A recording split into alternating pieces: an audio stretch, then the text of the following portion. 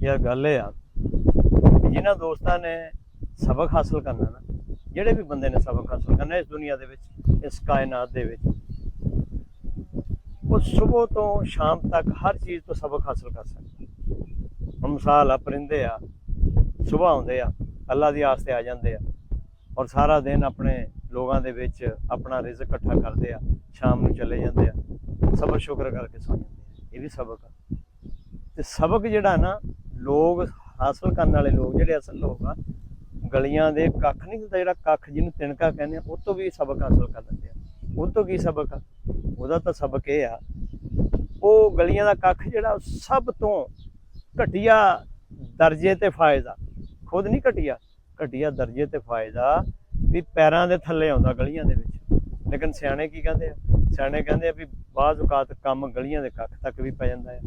वो किदां पैंदा? मिसाल एक बंदे ने हुक्का धरना सीगा, लकड़ां उन्हें तोड़ियां मोटियां मोटियां रखियां, रख के अग लावे ते अग ना जले। उन्हें कहा हो यार थल्ले ना कख कुख लियाउणा मैं, वो रखदा ते फिर अग जलदी। वो गया गलियां दे कख नूं हत्थ पा लिया, हत्थ पाया, कहानी आ, गल आ, ये सबक आ। कख पाया तो वह जो कख सी ना हत्थ जो उन्होंने पाया वो खुश हो गया। उन्हें कहा लै भी अज तेरा मुल पैन लगा। की मुल पिया? उन्हें लिया कख जमा किए करके थले रखे, अग लाई, उत्ते लकड़ां रखियां, लकड़ां जलियां, हुक्का धरिया, ताज़ा किया, चिलम रख के जो मारिया सूटा, कख का तो नाम निशान ना रहा, लेकिन वो किसी के काम आ गया, काम आ गया। असल गल ये आ भी किसी के काम आना जड़ा ना, ये सब तो वड्डी गल है। सब तो वड्डी गल किसी के काम आना है।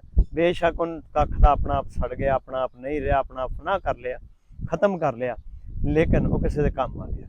तो जींदे जी दोस्तों हो सके तो किसी के काम जरूर आ जाओ। किसी के काम आना ही इबादत आ। अपनी अपनी नमाज पढ़ के असीं घरां च आ जाने, पर नमाज कायम कित्थे आ? कायम उत्थे ही आ जिथे असीं किसी के काम आना। तो दोस्तों ये जिंदगी का असूल होना चाहिए कि अगर पूरी जिंदगी दे विच एक दो बारी भी किसी के अच्छे तरीके नाल काम आ जाइए ना, ये बहुत बड़ी गल है। ये आ सबक। तो जिन्होंने ने सबक हासिल नहीं करना, उन्होंने की करना? 30 पारे आए, कुरान पूरा आया, 30 पारे, 6666 ऐतां, लफज ब लफज सच्चा हक ते सच। जिन्होंने नहीं सबक हासिल किया कुरान चो कड़ा कर लिया। जे कुरान चो सबक हासिल किया हुंदा सी एक ना हुंदे। साडे काहनूं तफरके बनदे आ? हर किसी ने अपनी अपनी आदत फड़ी आ, उहदे ते रोशनी पाई जांदे आ। हालांकि कुरान तो यूनिटी का सबक आ, कुरान तो एक करन दा सबक आ। कुरान तो साडा जिहड़ा हैगा पूरी इंसानियत नूं एक जगह इकट्ठे करदा।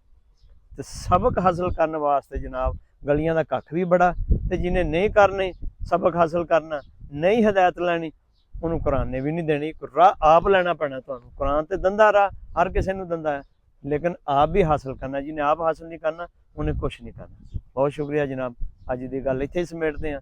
तो दोस्तों किसी के काम आ जाओ।